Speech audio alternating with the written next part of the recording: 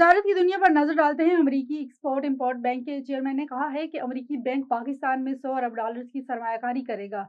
बरतानवी अखबार की रिपोर्ट के मुताबिक अमरीकी बैंक पाकिस्तान, मिस्र और यूरोप में मुख्तलिफ मंसूबों में 100 अरब डॉलर्स की सरमायाकारी करेगा। अमरीकी बैंक अहम मदनियात, जौहरी तवानाई और LNG की सप्लाई चीन महफूज बनाने के लिए सरमायाकारी करेगा। अमरीकी एक्सपोर्ट इंपोर्ट बैंक के चेयरमैन ने बरतानवी अखबार को दिए गए इंटरव्यू में कहा है कि सरमायाकारी की पहली किस्त में मिस्र, पाकिस्तान और यूरोप के मंसूबे शामिल होंगे।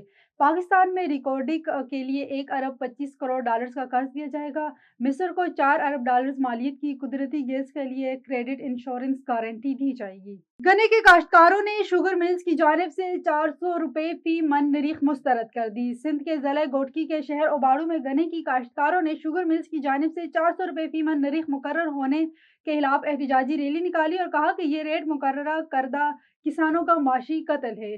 किसान रहनुमा आफ्ताब मिजारी का कहना था कि चीनी 240 रुपए फी किलो जबकि गन्ना 400 रुपए मन किसान का माशी नुकसान है। कोई जिम्मेदार 400 रुपए में गन्ना फरोख्त नहीं करेगा।